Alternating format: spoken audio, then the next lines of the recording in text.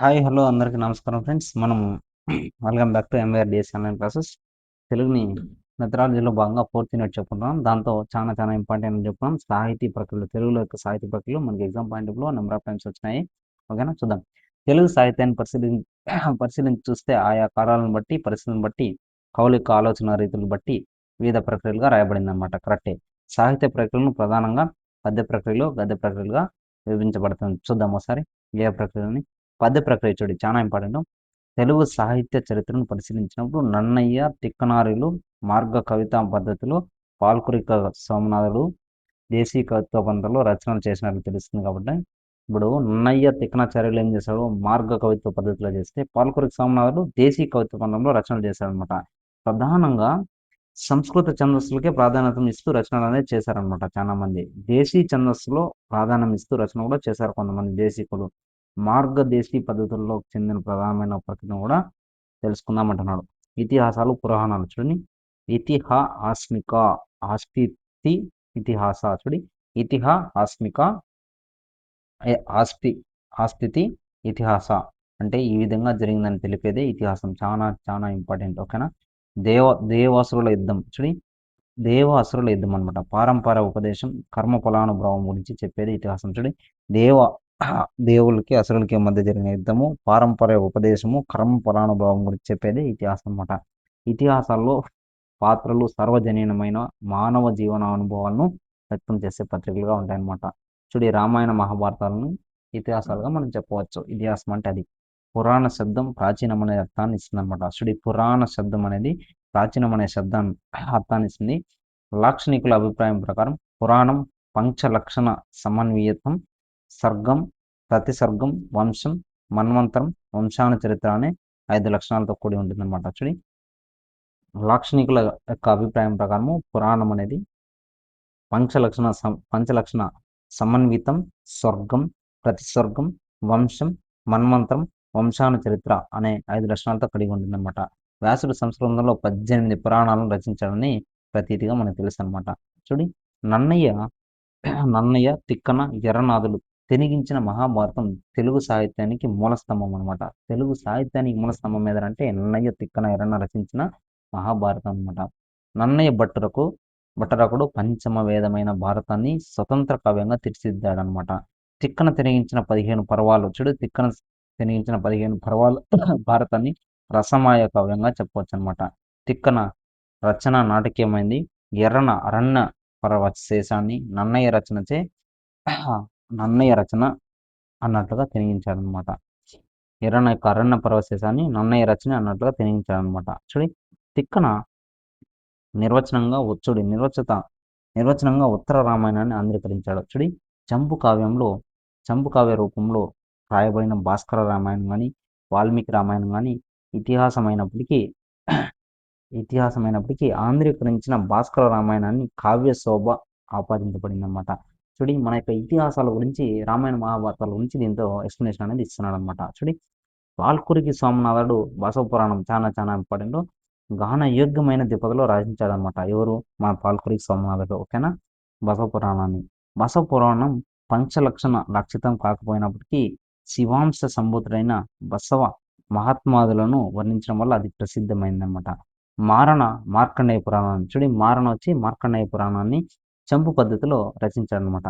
బొమ్మర పోతన తెనిగించిన భాగవతం ఆంధ్రులకు ఏకైక మహాపురాణం. చూడి, మడికి సింగన పద్మ పురాణము, పిల్లల మరి పినవీరభద్రుడు నారదీయము, వెన్నెలగంటి సురన వచ్చి విష్ణు పురాణాన్ని రచించారని మనం తెలుసుకోవాలి ఫ్రెండ్స్. చూడండి ఫ్రెండ్స్, కావ్యం అంటే ఏం చూడి. వాక్యం రసాత్మకం కావ్యం అంటారు. చూడి, వాక్యం రసాత్మకం కావ్యం. చూడి, రసాత్మకమైన వాక్యమే కావ్యం అన్నాడు విశ్వనాథుడు. ఓకేనా. రసాత్మకమైన వాక్యమే కావ్యం అన్నాడు ఎవరు? విశ్వనాథుడు అనమాట. ఓకేనా. చూడండి, రమణీయార్థ ప్రతిపదాత్మక శబ్దం కావ్యం.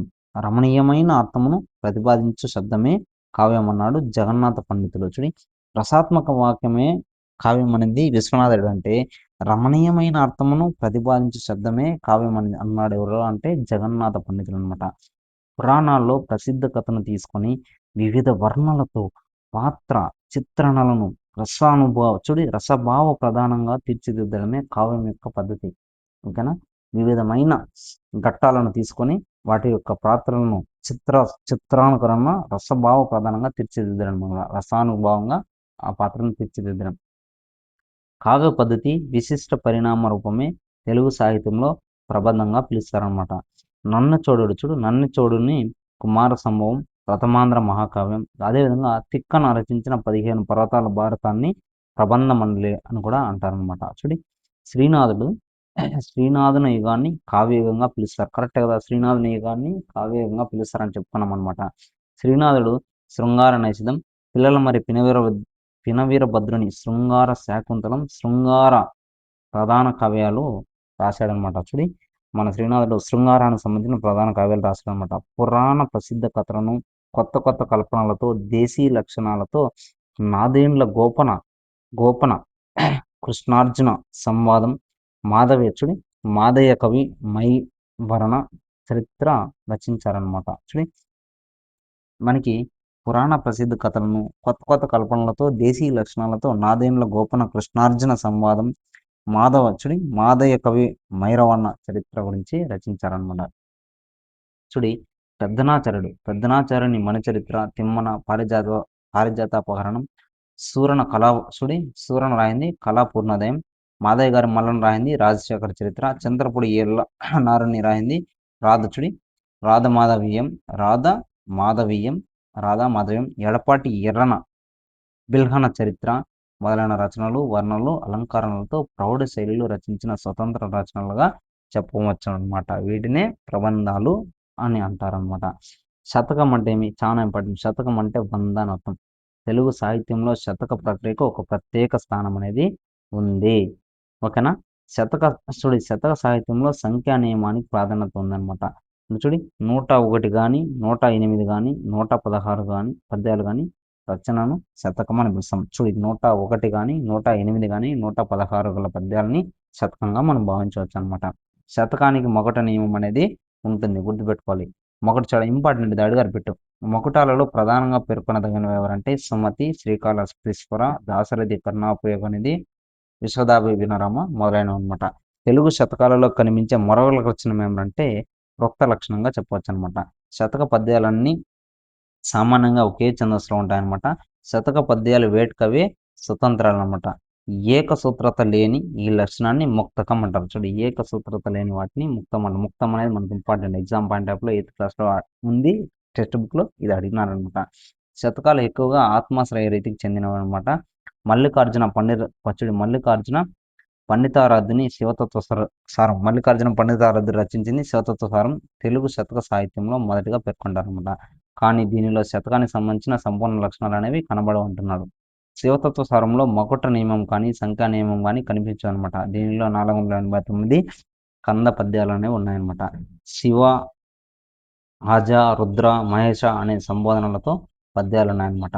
కొన్ని పద్యాలకు సంబోధనలు సైతం కనిపించవు అనమాట. చూడి 12వ శతాబ్దానికి చెందిన పాల్కురికి సోమనాథుడు రచించిన వృషాదీప శతకం రచించింది పాల్కురికి సోమనాథుడు, గుర్తింపు పెట్టుకోవాలి. సంపూర్ణ శతక లక్షణాలు గల మొదటి శతకంగా చెప్పవచ్చు. సంపూర్ణ శతక లక్షణాలు కలిగిన మొదటి శతకంగా ఇది వృషాదీప శతకంగా చెప్పవచ్చు అనమాట. రచించింది పాల్కురికి సోమనాథుడుగా మనం గుర్తుపెట్టుకోవాలి. నెక్స్ట్ చూడండి, వృషాదీప శతకంలో బసవ వృషాదీప అనే మొగటం కూడా ఉంటుందన్నమాట. ఇది భక్త వేషంతో రాయబడ్డ శతకం. నీతి శతకాలు, భక్తి శతకాలు, శృంగార శతకాలు, వైరాగ్య శతకాలు, హాస్య శతకాలు అనే అనేక విధాలుగా శతకాలను విభజించవచ్చు అనమాట. నీతి శతకాల్లో మొదటగా చెప్పదగింది ఏదంటే సుమతి శతకం. సుమతి శతకాన్ని రచించింది ఎవరు? బద్దెన, ఇంపార్టెంట్. శ్రీకృష్ణదేవరాయల కాలంలో రచించిన శ్రీకాళహస్తీశ్వర శతకం శైవ భక్తి శతకాల్లో విశిష్టమైనదిగా చెప్పవచ్చు అనమాట. 17వ శతాబ్దానికి చెందిన వేమన రాసింది విశ్వదాభిరామ వినరా వేమ అనే మొకటంతో దాదాపు 4000 పద్యాలు అనేది రాశాడనమాట. వేమనను గొప్ప ప్రజాకవిగా పిలుస్తారని తెలుసు మనకి. ఆధునిక కాలంలో శ్రీశ్రీ రాసిన సిరిమూవ శతకం రాసింది ఎవరంటే శ్రీశ్రీ. దాశరథి శతకం మొదలైనవి చెప్పుకోదగినవి అనమాట. ఉదాహరణ అంటే వాజ్మేయం అంటే చూడండి ఒకసారి. ఉదాహరణం అంటే మార్గదేశీ కవితా సమ్మేళనంగా చెప్పవచ్చు అనమాట. ఉదాహరణం అంటే మార్గదేశీ కవితా సమ్మేళనంగా చెప్పవచ్చు. ఈ ప్రక్రియ మొదట తెలుగులో వెలువడి తర్వాత సంస్కృతంలో ప్రవేశించిందనమాట. ఇది మొదట తెలుగులో వెలువడి తర్వాత సంస్కృతంలో ప్రవేశించిందనమాట. ఇది శ్రోత రూపమైన లఘు ఆకృతి. ప్రతి విభక్తికి ఒక వృత్తం అనేది ప్రతి విభక్తికి ఒక వృత్తం ఒక కలిక ఒక ఉత్కలిత అనేది ఉంటుంది. ఒక కలిక ఒక ఉత్కలిత ఉంటుంది. చివరన సార్వ విభక్తక పద్యం అనేది ఉంటుందన్నమాట. వృత్తాలలో చంపకమాల, ఉత్పలమాల, మత్తేపం, శార్దూలం అనేవి వాడాలన్నమాట. కలిక అనేది రగడ భేదం. అదేవిధంగా ఉత్కలిక లక్షణాలు కలిక వంటివే, కానీ ఉత్కలిక ఏక సమూహంగా ఉండాలన్నమాట. అదేవిధంగా పాల్కొరికి సంబంధించిన బసవ బసవోదాహరణం బసవోదాహరణం అనేది మొదటి ఉదాహరణంగా చెప్పవచ్చు అనమాట. పాల్కొరికి బసవోదాహరణాన్ని మొదట తెలుగులో రాసి ఆ తర్వాత సంస్కృతంలో రాశాడనమాట. ఉదాహరణకు 25 లేదా 26 పద్యాలనే ఉంటాయన్నమాట. కవికృత నామాంకిత పద్యం అనేది ఐచ్ఛికంగా కనిపిస్తుంది.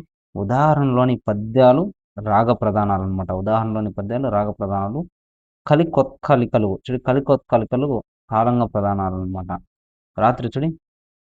రావిపాటి త్రిపురాంతకుని, అదేవిధంగా త్రిపురాంతక ఉదాహరణం అంట. పెద్ద తిరుమలాచార్యని వెంకటేశ్వర ఉదాహరణం.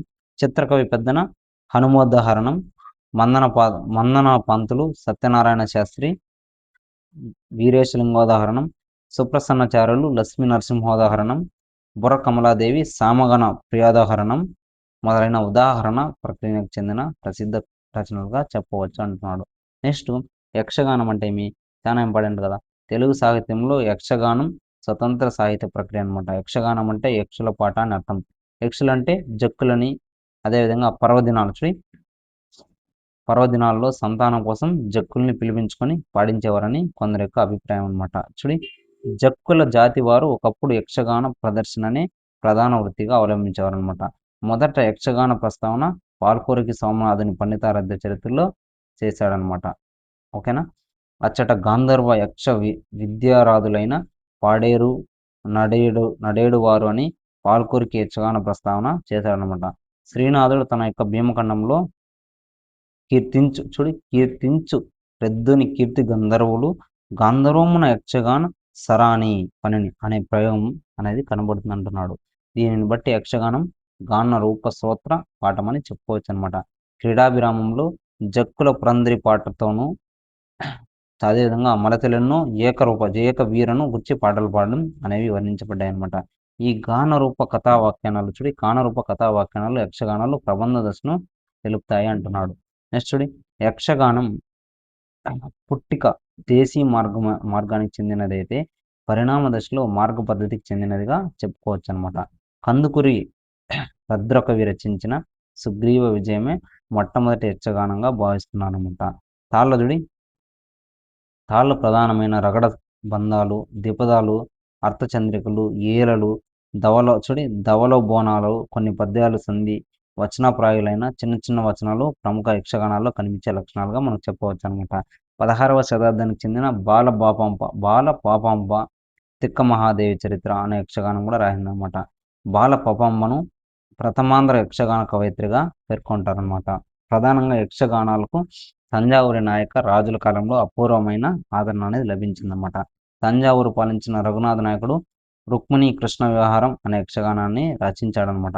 ఇవన్నీ ప్రతి ఒక్క దానికి దాని యొక్క బ్యాక్గ్రౌండ్ గురించి చెప్తున్నారు ఫ్రెండ్స్. ఓకేనా. జస్ట్ మనకి వాటిని తెలుసుకోవాలంతే.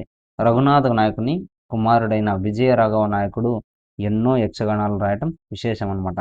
కాళీయ మర్తనం, విప్రనారాయణ, రఘునాథ అభ్యుదయం మొదలైన యక్షగానాలు విజయ రాఘవ నాయకునిచే రచింపబడ్డాయి అనమాట. తెలుగు భాషలో 500కు పైగా యక్షగానాలు దొరుకుతున్నాయన్నమాట. యక్షగానం జనరంజకమైన సమూహార కళాస్వరూపం. దేశీయులైన పదాలను యక్షగానాలను కనబడతాయన్నమాట. బహుముఖ వైవిధ్యం, విశిష్టతను కలిగిన ప్రక్రియ యక్షగానంగా చెప్తున్నాను అనమాట. నెక్స్ట్, జానపద సాహిత్యం అంటే చూడండి ఒకసారి. జానపద సాహిత్యం అంటే ప్రజల సాహిత్యం అనమాట. అంటే జానపదం అంటే గ్రామం. నిరక్షరాస్యులైన జానపదుని పని పాటల్లో, తీరిక వేళల్లో నిరక్షరాస్యులు ఓకేనా పండుగల్లో పాడుకునేవే జానపద గేయాలు అనమాట. పాటలతో జానపద కవిత్వం పుట్టిందని చెప్పుకోవచ్చు అనమాట. జానపద కవిత్వం పుట్టేది, ప్రచారం అయ్యేది నోటి ద్వారానే కాబట్టి దీన్ని మౌఖిక సాహిత్యంగా కూడా మనం చెప్పవచ్చు అనమాట. అప్రయత్నంగా ఆసువుగా పుట్టే ఈ పాటలకు కర్త ఎవరో తెలియదు. అదేవిధంగా ఈ పాటకు ఒకరే కర్త అని చెప్పడానికి వీలు లేదనమాట. తరం తర్వాత తరం, వ్యక్తి తర్వాత ద్వారా వ్యక్తి తర్వాత వ్యక్తి ద్వారా ఈ పాటకు అనునిత్యం మారుతూనే ఉంటుందన్నమాట. జానపద సాహిత్యం అనేది లయబద్ధమైంది. జానపద సాహిత్యం కాలానికి కట్టుబడిదనమాట. జానపద సాహిత్యానికి లిఖిత సాహిత్య ప్రమాణాలతో విలువ కట్టలేము అంటున్నారు. చూడండి, జానపద సాహిత్యం 3 భాగాలు ఉంటుందన్నమాట. చూడండి, గేయ శాఖ, వచన శాఖ, నాటకం. ఇందులో గేయ శాఖను పరిశీలిస్తే ప్రధానంగా 3 భాగాలు కనిపిస్తుంది. ఒకటి శ్రామిక గేయాలు, పరమార్థిక గేయాలు, కుటుంబపరమైన గేయాలు 3 రకాలు ఉంటాయన్నమాట. జానపద సాహిత్యంలో ఎక్కువగా స్త్రీలకు సంబంధించినవి ఉంటాయన్నమాట. బాలలకు సంబంధించినవే కనిపిస్తాయి అన్నమాట. స్త్రీలకు, బాలలకు సంబంధించినవి. జానపద సాహిత్యంలో కథలు గేయ రూపంలో, తుంబుర కథల రూపంలో, యక్షగాన ప్రదర్శన రూపంలో ఉంటాయన్నమాట. ఈ జానపద సాహిత్యంలో పరిశోధనలు చేసి ప్రజా బాహుళ్యానికి పరిచయం చేసిన వారు ఆచార్య బిరుదురాజు రామరాజు, నాయని కృష్ణకుమారి ప్రభావితులు అనమాట. దీనికి సంబంధించింది గద్య ప్రక్రియలు చూడండి గద్య ప్రక్రియలు అంటే ఏం చూడండి ఒకసారి. గద్య ప్రక్రియలు ఓకేనా. గద్యం, వచనం అనే పదాలను తెలుగులో సమానార్థకాలుగా వాడుతున్నాం. గద్యము, వచనం అనే పదాలను తెలుగులో సమానార్థకాలుగా వాడుతున్నాం. ఛందోబద్ధం కాని వాక్య రచన గద్యం అనమాట. గద్య కవీనం నికాశం వదంతి. కవులకు గద్య రచన గీటురాయి వంటిది అనమాట. కవులకు గద్య రచన అనేది గీటురాయి వంటిది. చూడి, ఈ సూక్తి వల్ల గద్యం యొక్క ప్రాముఖ్యత అనేది తెలుస్తుంది మనకి. కరెక్ట్ కదా. తిక్కన గద్యం లేకుండా నిర్వచనోత్తర రామాయణం అనేది రాశాడనమాట. అదే తిక్కన తన యొక్క మహాభారతాన్ని పద్య గద్యాలలో చెంపు కావ్యంగా ఆంధ్రీకరించారు. ఎవరో తిక్కన. క్రమేణ వచన సాహిత్యానికి ఆదరణ అనేది కూడా పెరిగిందనమాట. పాశ్చాత్య సాహిత్య ప్రభావాల ఫలితంగా ఆధునిక యుగంలో వచనం అనేది రాజ్యమేలుతుంది. చూడి, క్రమేణ వచన సాహిత్యానికి ఆదరణ అనేది పెరిగింది. పాశ్చాత్య సాహిత్య ప్రభావాల ఫలితంగా ఆధునిక యుగంలో వచనం అనేది రాజ్యం వెళ్తుంది అంటున్నాడు. తెలుగు వచనంలో ఒక మలుపు విశ్వనాథ నాయకుని స్థానపతి రచించిన గ్రంథం ఏదంటే రాయవాచకం. ఇందులో ఆనాటి సాంఘిక రాజకీయ అంశాలు వ్యవహార భాషలోనే రాయబడ్డాయి అన్నమాట. చూడి, క్రమంగా వచనంలో మార్పు అనేది రాసాగింది. చూడి, కందుకూరి వచన రచనలో కవిత్వ రీతిపోటు, శైలి కాఠిన్యం అనేది తగ్గిందనమాట. పిడుగు గిడుగు పిడుగు అయిన గిడుగు రామ్మూర్తి వ్యవహారిక భాష ఉద్యమం వల్ల వాడుక భాష అనేది అందాలం ఎక్కిందనమాట. బాగా ప్రాచుర్యంకి వచ్చింది. తెలుగు వచనానికి సామాజిక ప్రయోజనం అనేది హెచ్చించింది. చూడి, కథ, కథానిక, జీవిత చరిత్ర, ఆత్మకథ, సాహిత్య విమర్శ, యాత్రా గ్రంథాలు, బాల సాహిత్యం, నవల, వ్యాసం, నాటకం, పాట మొదలైనవెన్నో ప్రక్రియల్లో వాడుక భాష అనేది ఉపయోగించడం జరుగుతుంది. ఓకేనా. అందరికీ ఆమోదం పొంది తెలుగు ప్రభావాన్ని దశా దిశలా ప్రసరింపజేసింది అనమాట. ఈ వచన ప్రక్రియలో ప్రధానమైన వాటిని గురించి తెలుసుకుందాం అంటున్నాడు. కథానిక. కథానిక అనేది ఇంపార్టెంట్ కదా మనకి. కథానిక అనేది పదానికి చిన్న కథ అనే వ్యవహారం ఉంటుందన్నమాట. కథ కంటే చిన్నది కథానిక, కథానిక అంటే చిన్నది గల్పిక. కథానిక అనే మాటను మొదటిసారిగా ఇంద్రగంటి హనుమత్ శాస్త్రి ఉపయోగించారన్నమాట. కథానిక అనేది ఒక చిన్న కథ అనే వ్యవహారంలో ఉంటుంది. కథ కంటే చిన్నది అనమాట. ఓకేనా. తర్వాత కథానిక కంటే చిన్నది గల్పిక, గుర్తుపెట్టుకోవాలన్నమాట. ఈ మాట ఈ కథానిక అనే మాటను మొదటిసారిగా ఎవరు చేశారు? ఇంద్రగంటి హనుమత్ శాస్త్రి. ఓకేనా. ఇదే మాటను ఇప్పుడు అనేకులుగా వాడుతున్నారు అనమాట. గురజాడ అప్పారావు రచించిన దిద్దుబాటు రచించింది గురజాడ అప్పారావు, గుర్తుపెట్టుకోవాలి. ఓకేనా. మొట్టమొదటి కథానిక. క్లుప్తత, అనుభూతి, ఐక్యత, సంఘర్షణ, నిర్మాణ సౌష్ఠవం, కొసమెరుపు కథానిక యొక్క లక్షణాలుగా మనం చెప్పుకోవచ్చు. ఇంపార్టెంట్. ఈ లక్షణాలన్నీ గురజాడ వారు దిద్దుబాటులో కనిపిస్తాయి అన్నమాట. మీ పేరేమిటి, మతము విమతము, మెటిల్డా, పెద్ద మసీదు, సంస్కర్త హృదయం అనే కథలు సైతం గురజాడ కలం నుంచి జాలువారినవి అని గుర్తుపెట్టుకోవాలి మనం. ఏవేవి? మీ పేరేమిటి, మతము విమతము, మెటిల్డా, పెద్ద మసీదు, సంస్కర్త హృదయం అనే కథలు సైతం ఈ గురజాడ కలం నుంచి జాలువారినవే. గురజాడ తర్వాత కందుకూరి వీరేశలింగం పంతులు, చిలకమర్తి, పానుగంటి మొదలైన వాళ్ళు కథలో రాసిన అందులో ప్రత్యేకత అనేది కనిపించదనమాట. శ్రీపాద సుబ్రహ్మణ్య శాస్త్రి తెలుగు కథల్లో విశిష్టకులుగా చెప్పవచ్చు అనమాట. వీరు రాసిన కలుపు మొక్కలు, వడ్ల గింజలు మంచి కథలుగా గుర్తించబడ్డాయి అన్నమాట. ఓకేనా. సుబ్రహ్మణ్య శాస్త్రి తర్వాత శివరామ శాస్త్రి డిప్రెషన్ చెంబు చూడి అనే గొప్ప కథ రాశారు చూడి. సుబ్రహ్మణ్య శాస్త్రి తర్వాత శివరామ శాస్త్రి ఏం చేశాడంటే డిప్రెషన్ చెంబు అనే గొప్ప కథను రాశాడనమాట. చలం రచించిన వాటిలో పాపం కళ్యాణి, ఓ పువ్వు పూసింది, కర్మమెట్ల కాలింది, కన్నీటి కాలువ మొదలైన ముఖ్య కథలనేవి ఉన్నాయన్నమాట. ఓకేనా. చలం రాసిన దాంతో. ఓకేనా. మల్లాది రామకృష్ణ శాస్త్రి చూడి మణిమాణిక్యం నరసింహారావు, బుచ్చిబాబు, గోపిచంద్, పాలగుమ్మి పద్మరాజు, రాచకొండి విశ్వనాథ శాస్త్రి, అదేవిధంగా మధురాంతక రాజారంగం, చాగంటి సమయాదులు మొదలైన వారు చిక్కని కథానికలు అనేవి రాశారనమాట. నెక్స్ట్ వ్యాసం అంటే ఏం సార్? చూడండి, వ్యాసం అంటే ఏమి? వ్యాస శబ్దానికి విస్తరించు అనే పదం అనే అర్థం ఉందన్నమాట. చూడి, వ్యాస అనేది శబ్దానికి విస్తరించు అనే అర్థం అనేది ఉందన్నమాట.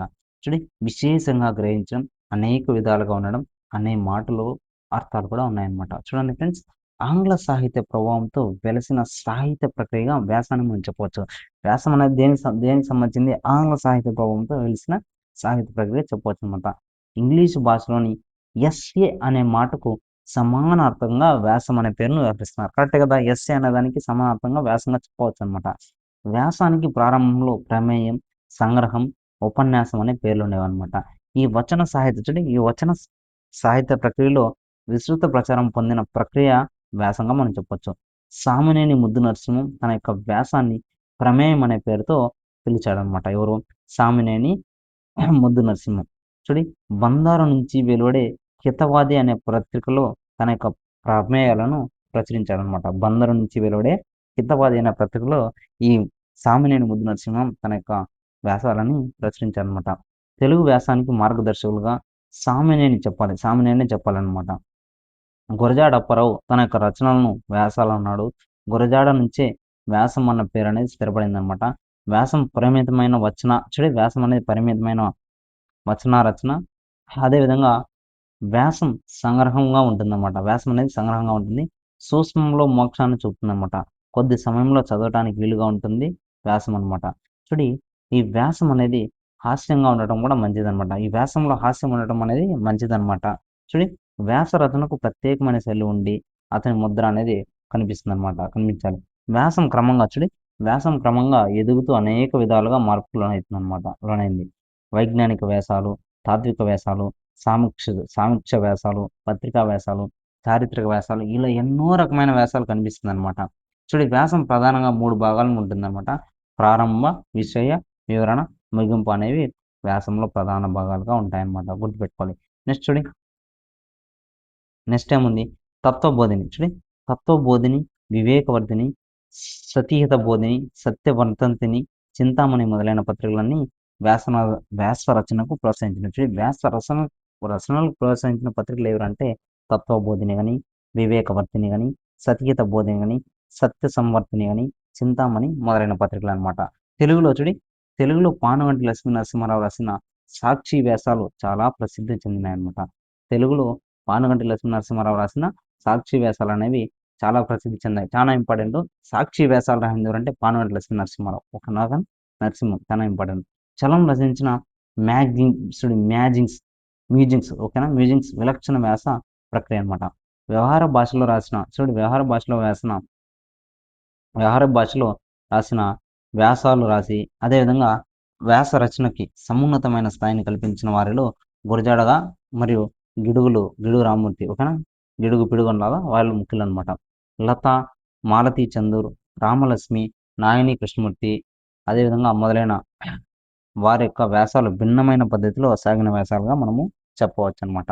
నెక్స్ట్ యాత్రా చరిత్ర అంటే ఏం సార్? ఇంపార్టెంట్ చూద్దాం. యాత్రా చరిత్ర అంటే సార్, వ్యక్తి తాను చేసిన యాత్రానుభవాలను, ఆయా ప్రాంతాలకు అనుబంధించిన విశేషాలను కన్నులకు కట్టినట్లుగా పట్టిత హృదయాన్ని చొరగొనేట్లుగా చూడి, వ్యక్తి తాను చేసిన యాత్రానుభవాలను, ఆయా ప్రాంతాలకు సంబంధించిన విశేషాలను కన్నులకు కట్టినట్లుగా పట్టిత హృదయాన్ని చొరగొనేటట్లుగా కథనంలా రచించడమే యాత్రా చరిత్ర అనమాట. చూడి, ఏనుగుల వీరాస్వామి కాశీ యాత్ర చరిత్ర మనకి టెక్స్ట్ బుక్లో ఉందా లేదా? ఉంది. ఇంపార్టెంట్. నాయని కృష్ణకుమారి కాశ్మీర దీపకలిక, ఎన్ గోపి అమెరికా యాత్ర మొదలైన యాత్రా చరిత్రలు చెప్పుకోదగినవిగా ఉన్నాయన్నమాట. ఇంపార్టెంట్. జీవిత చరిత్ర అంటే ఏం సార్? చూడండి మేడమ్స్, చూడండి సార్, పాక్షిక సాహిత్య ప్రభావం వల్ల వెలిసిన సాహిత్య ప్రక్రియ జీవిత చరిత్రగా మనం చెప్పొచ్చు. ఒక ప్రసిద్ధ వ్యక్తి జీవిత విశేషాలను తెలియజేస్తూ రచన చేయడం అనేది జీవిత చరిత్రగా చెప్పొచ్చు. అంటే ఒక ప్రసిద్ధ వ్యక్తి, ఓకేనా? ఒక వ్యక్తి గురించి తన యొక్క జీవిత విశేషాలను తెలియజేస్తూ రచించేదే జీవిత చరిత్రగా చెప్పవచ్చనమాట. వ్యక్తుల యొక్క స్వభావము, వారు పనిచేసే రంగం గాని, వారి యొక్క అభిరుచి గాని మొదలైనవన్నీ ఆధారంగా చేసుకొని జీవిత చరిత్రను వివిధ రకాలుగా విభజించవచ్చనమాట. సాహితీవేత్తలకు చెందినవి, రాజకీయ నాయకులకు చెందినవి, సామాజిక పరంగా పేరు ప్రఖ్యాతులు పొందిన వారివి, ఓకేనా? ఆధ్యాత్మిక ఆధ్యాత్మికపరమైనవి, అదేవిధంగా నాటకపరమైనవి జీవిత చరిత్రలో రాసిన వారిలో గొర్రెపాటి వెంకట సుబ్బయ్య, అదేవిధంగా పురాణం సుబ్రహ్మణ్యం మొదలైన వారిని ప్రముఖంగా చెప్పొచ్చు. ఈ జీవిత చరిత్ర రాసిన వారిలో గొర్రెపాటి వెంకట సుబ్బయ్య, పురాణం సుబ్రహ్మణ్యం మొదలైన వారిని చెప్పుకోవచ్చనమాట.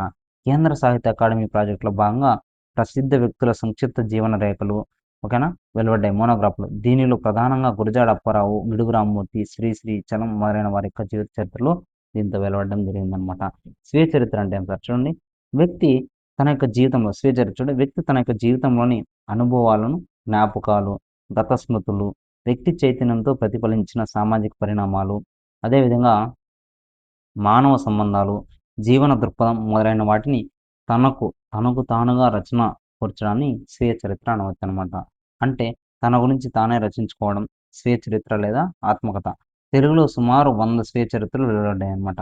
ఇవన్నీ ఎక్కువగా వచనంలోనే రచించినవన్నమాట. తెలుగులో స్వీయ చరిత్ర రచనకు స్వీయ చరిత్రకు రచనకు నేనే ఆద్యుడినని కందుకూరి వీరేశలింగం పంతులు చెప్పుకోవడం విశేషంగా చెప్పొచ్చు. ఇంపార్టెంట్, తెలుగులో స్వీయ చరిత్ర వ్యాసనకు నేనే ఆద్యుడినని చెప్పుకుంది ఎవరంటే కందుకూరి వీరేశలింగంగా మనం గుర్తించాలి ఫ్రెండ్స్. కందుకూరి స్వీయ చరిత్ర కందుకూరి స్వీయ చరిత్ర 2 సంపుటాల్లో ఉందన్నమాట. వీటిలో 8 ప్రకరణలు ఉంటాయి. కందుకూరి స్వీయ చరిత్ర ఆనాటి సాంఘిక వ్యవస్థను తెలుసుకోవడానికి ఉపయోగిస్తుంది అనమాట. చిలకమర్తి నరసింహారావు రచించిన స్వీయ చరిత్ర ద్వారా తిలక్ యొక్క మరణం నుంచి స్వతంత్రం వచ్చే వరకు ఆంధ్రదేశంలో సామాజిక స్థితిగతులను తెలుసుకోవచ్చు అనమాట. ఓకేనా? తర్వాత శ్రీపాద కృష్ణమూర్తి శాస్త్రి శ్రీకృష్ణ స్వీయ చరిత్రం ద్వారా శాస్త్రి గారు సాహిత్య రచన విశేషాలను తెలుసుకోవచ్చు అనమాట. శ్రీపాద సుబ్రహ్మణ్య శాస్త్రి స్వీయ చరిత్ర అనుభవాలు, జ్ఞాపకాలు, ఉప్పల నరసింహారావు బతుకు పుస్తకం, రాజ్యరత్నమ్మ చెందిన అప్పారావు నేను ఇంపార్టెంట్ కదా. దేవులపల్లి రామానుజరావు రచించిన 50 సంవత్సరాల జ్ఞాపకాలు, 50 సంవత్సరాల జ్ఞాపకాలు. దాశరథి కృష్ణమాచార్యులు రచించిన యాత్రా స్మృతి చాలా ఇంపార్టెంట్. కుందుర్తి అసంపూర్ణ రచన బతుకు పాట మొదలైనవి కొన్ని ప్రముఖమైన చరిత్రలుగా చెప్పవచ్చు. ఇవన్నీ మనము వింటుంటే మనకు ఆల్రెడీ టెక్స్ట్ బుక్లో లింక్ అయినా ఉన్నాయి కాబట్టి అవన్నీ కూడా ఇంపార్టెంట్. టెక్స్ట్ బుక్ రిలేటెడ్ ఉన్నవన్నీ ఇంపార్టెంట్. నవల చూడండి, నవల అంటే పాశ్చాత్య సాహితీ ప్రభావం వల్ల భారతీయ భాషలోకి ప్రవేశించిన వివిధ వచన ప్రక్రియలో ప్రధానంగా చెప్పుకోదగిన నవల అనమాట. పాశ్చాత్య సాహిత్య ప్రభావం వల్ల భారతీయ భాషలోకి ప్రవేశించిన వివిధ వచన ప్రక్రియలో ప్రధానంగా చెప్పుకోవాల్సింది నవలగా మనం చెప్పచ్చు ఫ్రెండ్స్. చూడండి, తెలుగులో మొట్టమొదటి నవలగా గోపాలకృష్ణమ్మ శెట్టి రచించిన శ్రీరంగరాజు చరిత్రము పేర్కొంటారన్నమాట నవలని. గోపాలకృష్ణమ్మ శెట్టి దీన్ని వచన ప్రబంధంగా పేర్కొన్నారనమాట. శెట్టి గారు దీన్ని నవీన ప్రబంధం అని సైతం కూడా పేర్కొన్నారనమాట. ఓకేనా? ఈ రంగరాజు చరిత్రము తర్వాత వచ్చిన కందుకూరి రాజశేఖర చరిత్ర పరిపూర్ణమైన సామాజిక నవల అనమాట. కాశీభట్ల బ్రహ్మయ్య ఈ ప్రక్రియకు నవల అనే పేరును స్థిరపరిచారనమాట. అనంత కాలంలో ప్రజాదరణ పొందిన నవల తెలుగు సాహిత్యంలో నిలిచిపోయిందనమాట. తర్వాత కథ కంటే విస్తృతమైనది ఏదంటే నవల అనమాట. కథ కంటే విస్తృతమైనది నవల. జీవితాన్ని విపులంగా విశ్వసనీయంగా చెప్పడానికి ఉపకరించే ప్రక్రియగా మనము నవలని చెప్పుకోవచ్చు అనమాట. ఒక ప్రాంతంలోని జీవన విధానాన్ని సంపూర్ణంగా వివరించే సౌలభ్యం నవలలో ఉంటుంది. ఒక ప్రాంతం యొక్క జీవన విధానాన్ని సంపూర్ణంగా వివరించే సౌలభ్యం అనేది నవలలో ఉంటుందన్నమాట. దీంట్లో కాల పరిధి ఎక్కువగా ఉండడం వల్ల పాత్రలు, సంఘటనలు, సమాజ గమనాలు అన్ని కోణాల నుంచి చిత్రించే అవకాశం ఉంటుందన్నమాట. కరెక్ట్ కదా? నవలలో మానవ సంబంధాలని, ఇతివృత్తాన్ని పాఠకులు సమగ్రంగా అనుభవించేటట్లు చేయడం, సాధ్యమవుతుందనమాట. చారిత్రక, రాజకీయ, ఆర్థిక, సామాజిక, తాత్విక విషయాలని మనస్తత్వ శాస్త్ర మనస్తత్వ శాస్త్రాన్ని వివరిస్తూ సమగ్ర జీవిత కోణాలను చిత్రీకరించడానికి అనుకూలమైనదిగా మనం నవలను చెప్పుకోవచ్చనమాట. నెక్స్ట్ చూడండి, ఇతర ఇతర ప్రక్రియ స్వభావాలను స్వభావాలు నవలలో గమనించవచ్చనమాట. అందుకే కొందరు నవలను సమగ్ర సాహితీ ప్రక్రియ, సాహితీ సమాహార స్వరూపంగా చెప్తారనమాట. నవలలో ఇతివృత్తాన్ని బట్టి వివిధ రకాలుగా వర్గీకరించవచ్చనమాట. సాంఘిక నవలుగా పేర్కొనదగినది 'విశ్వనాథ వెయ్యి పడగలు', అదేవిధంగా 'మాలపిల్ల', 'అసమర్థుని జీవయాత్ర', 'హంపశయ్యం' మొదలైనవి మనం చెప్పొచ్చనమాట. నెక్స్ట్ మీకు అందరికి బాగా ఇష్టం అనమాట 'బారిస్టర్ పార్వతీశం', 'చిలకమర్తి గణపతి', 'విష్ణు శర్మ', ఇంగ్లీష్ చదువు మొదలైనవి హాస్య వ్యంగ్య నవలలుగా పేర్కొనవచ్చనమాట. ఓకేనా. జీవి కృష్ణరావు కీలుబొమ్మలు, మహీధర రామ్మోహన్ రావు కుళాయి గట్టితేనేమి మొదలైనవి రాజకీయ నవలుగా చెప్పవచ్చు అనమాట. దేశరాజు వెంకటకృష్ణరావు వాడేవీడు, కొమ్మూరి సాంబశివరావు, విశ్వప్రసాదులు రాసిన నవలలను డిటెక్టివ్ నవలలుగా మనం చెప్పవచ్చు అనమాట. నవలల్లో ఎన్ని రకాల టైప్స్ ఉన్నాయి. డిటెక్టివ్ కానీ, రాజకీయాలు కానీ, హాస్య కానీ, వ్యంగ్యం కానీ చాలా డిఫరెన్స్ అనేవి ఉన్నాయన్నమాట. రావూరి భరద్వారాజు చిత్రగ్రహం, NR Nandi, good bye Bhudevi, good bye మొదలైనవి విజ్ఞాన శాస్త్ర నవలలుగా ఉన్నాయన్నమాట. చిలకమర్తి సౌందర్య తిలకం, అదేవిధంగా కేతవరం వెంకటశాస్త్రి, మధులాస, కె రామలక్ష్మి ద్రౌపది మొదలైనవి పౌరాణిక నవలలు కూడా ఉన్నాయన్నమాట. అదేవిధంగా అడవి బాపిరాజు, హిమబిందు, చిలకమర్తి, కర్పూర మంజరి, విశ్వనాథ ఏకవీర, నోరి నరసింహరం, నారాయణ భట్టు, రుద్రమదేవి, తెన్నేటి సూరి, చెంగీస్ ఖాన్ మొదలైనవి చారిత్రక నవలలుగా మనం చెప్పవచ్చు అనమాట. నార్ల చిరంజీవి పెసర చేను, ముల్లపొడి బుడుగు మొదలైనవి బాలల యొక్క నవలలుగా మనం చెప్పొచ్చు. నవలల్లో ఎన్ని రకాల టైప్స్ ఉన్నాయి చూడండి. ఓకేనా. మనకైతే అన్ని అడగరు మీరు టెన్షన్ అవ్వాల్సిన పని లేదు. ఇది జస్ట్ మనకి తెలుసుకోవాలి వాట్ ఈజ్ వాట్. మన తెలుగు మెథడాలజీ అంటేనే తెలుగు గురించి పూర్తిగా తెలుసుకోవడం మనం. ఓకేనా. నాటకం అంటే ఏం సార్? నాటకాలు మీరు ఎప్పుడైనా చూసారా ఫ్రెండ్స్? ఖచ్చితంగా చూసింటారు. ఓకేనా. నాటకం అంటే ఏం చూడండి.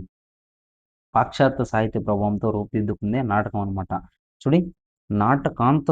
నాటకాంతం హీ సాహిత్యం అనడం వల్ల పూర్వీకులు నాటకానికి ఇచ్చిన ప్రాధాన్యత అర్థమవుతుందన్నమాట. నాటకం సర్వ కళల సమాహారంగా చెప్తారనమాట. నాటకానికి సహృదయుడైన ప్రేక్షకుడు ఉండాలంటారు లక్షణాలు. కరెక్ట్ కదా. చూడండి, కోరాడ రామచంద్ర శాస్త్రి రాసిన మంజరి మధుకరం అనేది తెలుగు నాటకాలలో మొట్టమొదటి ఇంపార్టెంట్. తెలుగు నాటకాల్లో మొట్టమొదటి ఎవరంటే మంజరి మధుకరం. రాసింది ఎవరంటే కోరాడ రామచంద్ర శాస్త్రి. ఇంపార్టెంట్. గురజాడ అప్పారావు రచించిన కన్యాశుల్కం మొట్టమొదటి సాంఘిక నాటకం ఎవరంటే కన్యాశుల్కం రచించింది గురజాడ అప్పారావు. ఇది సంఘ సంస్కరణ, భాషా సంస్కరణ ఉద్యమాల్లో భాగంగా రాసిన నాటకం అనమాట. భరతుడు సంస్కృత నాటకాలకు చెప్పిన లక్షణాలు అనమాట. ఈనాటి తెలుగు నాటక లక్షణాలకు చాలా తేడా అనేది ఉందన్నమాట. తెలుగు నాటకాలు చాలా వరకు ఆంగ్ల నాటక సాహిత్య ప్రభావంతోనే వచ్చినవని చెప్పుకోవచ్చు. తెలుగు నాటకాలన్నీ చాలా వరకు ఆంగ్ల నాటక సాహిత్య ప్రభావంతో వచ్చినవని చెప్పుకోవచ్చు అంటున్నారు. నెక్స్ట్ చూడండి, సంస్కృత నాటకం. సంస్కృత నాటకంలో 5 నుంచి 10 అంకెలు. ఇది చాలా ఇంపార్టెంట్. సంస్కృత నాటకంలో 5 నుంచి 10 అంకాల నిడివి అనేది ఉంటుందన్నమాట. ఓకేనా. ఇది ఇంపార్టెంట్. తెలుగు నాటకాలు ప్రారంభమైనప్పుడు ఎక్కువగా అనువాదాలే వచ్చాయన్నమాట. షేక్స్పియర్ నాటకాల ప్రభావం వల్ల తెలుగు నాటకాల్లో 5 అంకాలే ఉండేవన్నమాట. ఓకేనా. రాను రాను మార్పులు జరిగి తెలుగు నాటకాలు 4 అంకాలు, 3 అంకాల నాటకాలు తయారయ్యాయన్నమాట. ఆ తర్వాత కూడా మార్పులు జరిగి నాటక రచయితలు అంకం అనే దాన్ని వదిలేసి నాటకం అంతటిని రంగాలుగా విభజించారనమాట మళ్ళీ. ఓకేనా. తిరుపతి వెంకట కవులు ముద్రా రాక్షసం, మోక్షకటికం సంస్కృతం నుంచి తెనిగించిన నాటకాలు అనమాట అవి. కొప్పరపు సుబ్బారావు రోసనార, పింగళి నాగేంద్రరావు నారాజు, వింధ్యారాణి వంటివి మిశ్ర చారిత్రక నాటకాలు అనమాట. సంస్కరణోద్యమ ప్రభావంతో వెలువడిన సాంఘిక నాటకాల్లో కాళ్ళకూరి నారాయణరావు రచించింది వరవిక్రమం, చింతామణి, విశ్వనాథ మేనరాజు, నర్తనశాల, త్రిపురనేని కూని, శంభుక వధ నాటకాలు మొదలైనవి సాహిత్య నాటకాలు గౌరవాన్ని పొందాయన్నమాట. నెక్స్ట్ ఆత్రేయ రాసిన ఎన్జిఓ బెల్లంకొండ రామదాస్ రాసిన పునర్జన్మ, బామిడిపాటి రాధాకృష్ణ కీర్తిశేషులు రాసింది కీర్తిశేషులు. పివి రమణ రాసిన వెంటాడే నీటలు, చలిచెములు మొదలైనవి పేర్కొన్నవిగా చెప్పుకోవచ్చు అనమాట. నాటిక అంటే ఏం సార్? నాటిక అంటే నాటిక నాటకం కన్నా చిన్నదనమాట. నాటిక అనేది నాటకం కన్నా చిన్నదని మనం గుర్తుపెట్టుకోవాలి. నాటికలో 2 లేదా 3 అంకాలు ఉంటాయి. నాటికలో ఎన్ని ఉంటాయి? చాలా ఇంపార్టెంట్, ఇది గుర్తుపెట్టుకోండి. నాటికలో 2 లేదా 3 అంకాలనే ఉంటాయి అనమాట. స్థలం, కాలం మార్పు ఉండకపోవచ్చు అనమాట. నాటికలో 5 లేదా 6 రంగాలు ఉండవచ్చు. రంగాలు అయితే 5 లేదా 6 అనమాట. ఓకేనా? అంకాలు అయితే 3 అనమాట. 2 లేదా 3. ఓకేనా? నాటిక నాటిక గంట సమయంలో పూర్తి కావచ్చు. మనిషి సంఘంలో ఎదుర్కొనే అనేక సమస్యలు వివరించడానికి తెలుగు నాటిక అనేది చక్కగా ఉపయోగపడిందని చెప్పవచ్చు అనమాట. రచయిత చెప్పు చెప్పదలుచుకున్న విషయం సూటిగా, క్లుప్తంగా చెప్పడానికి నాటిక ఎంతో ఉపయోగపడిందనమాట. చూడి సంస్కృత లాక్షణికులు సంస్కృత లాక్షణికులు దశరూప కాలనే కాకుండా ఉపరూపకాలను సైతం చెప్పడం జరిగిందనమాట. ఉపరూపకాలలో నాటికను ఉదాహరించారనమాట. నాటి నాటికలను ఈనాటి తెలుగు నాటికలతో పోలిక లేదు. అప్పుడున్న నాటికలు ఇప్పుడున్న నాటికలకి డిఫరెన్స్ అనేది చాలా ఉందన్నమాట. అప్పుడు వేరే, ఇప్పుడు వేరే, గుర్తుపెట్టుకోవాలి. నెక్స్ట్ చూడండి ఫ్రెండ్స్, తెలుగులో ఈనాడు ఏకాంకిక నాటిక అనే ఏకాంకిక కానీ నాటిక అనే పదాలు సమానార్థకాలుగా కానీ ఉపయోగించబడుతున్నాయి అన్నమాట. పాశ్చాత్య రూపక ప్రభావం అత్యాధునిక నాటికపై ఎక్కువ అనేది ఉందన్నమాట.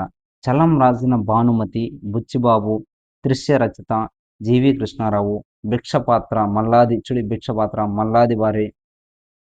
మల్లాది వారి బాల, ముద్దుకృష్ణ, టీ కప్పుతో తుఫాను, అవధాని వచ్చిందన, భద్రకాళి మొదలైనవి పేర్కొనదగిన నాటకాలలో చెప్పచ్చు.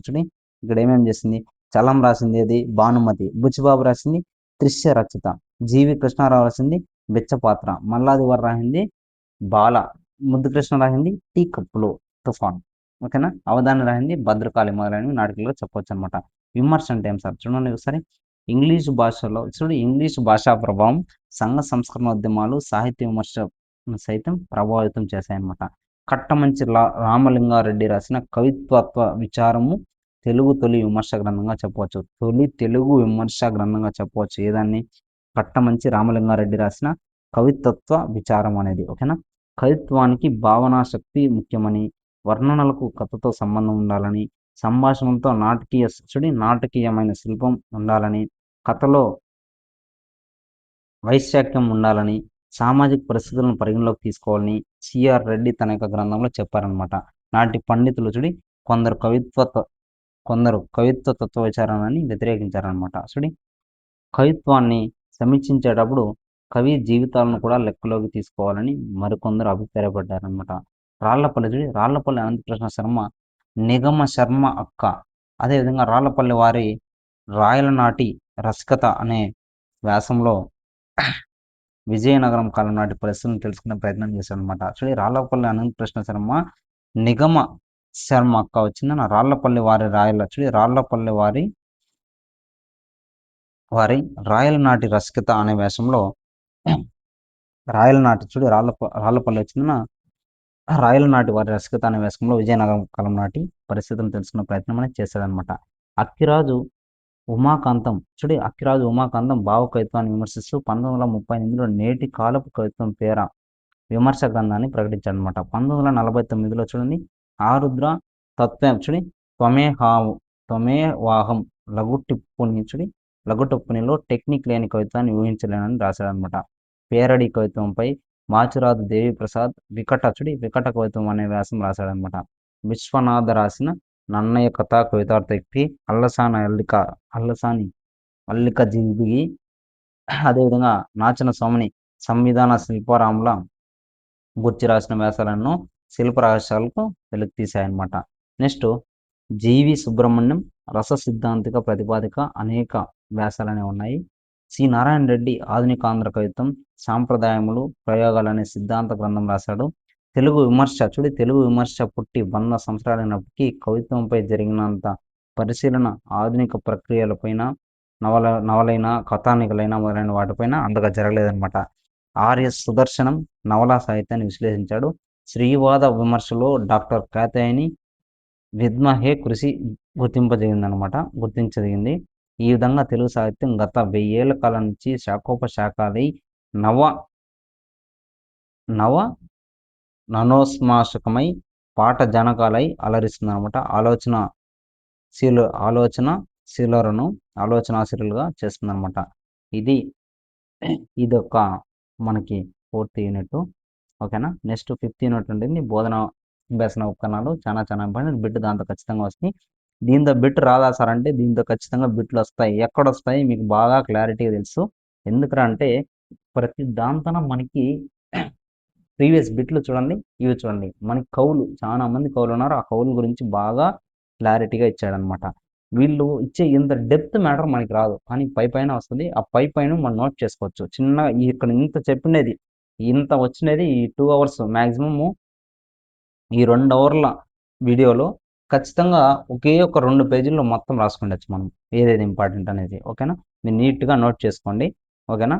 దీంతో ఏమేమి ఉన్నాయని తెలుగు సాహిత్య ప్రక్రియలో ఇప్పుడు ఏమేమి చెప్పుకున్నాం: పద్య ప్రక్రియ, ఇతిహాసాలు, పురాణాలు, అదేవిధంగా కావ్యం అంటే ఏమి, శతకం అంటే ఏమి, అదేవిధంగా ఉదాహరణం వాజ్మయం అంటే ఏమి, ఓకేనా, దాని పేరు ఇంకోటి పేరు. యక్షగానం అంటే ఏమి, అదేవిధంగా జానపద సాహిత్యం, ఇంకా ఏమేమి చెప్పుకున్నాం: గద్య ప్రక్రియలు, కథానిక, అదేవిధంగా వ్యాసం అంటే ఏమి, యాత్రా చరిత్ర, జీవిత చరిత్రలు, స్వీయ చరిత్రలు, అదేవిధంగా నవల అంటే ఏమి, లాస్ట్కి మనము నాటకం గురించి వచ్చాం. నాటకంతో పాటు నాటికతో పాటు విమర్శ అంటే ఏమి, విమర్శతో పూర్తిగా దీనిని ఆంధ్ర సాహితీ సంగ్రహం అనే యూనిట్ 4 యూనిట్ని కంప్లీట్ చేసుకున్నాం ఫ్రెండ్స్. ఓకేనా.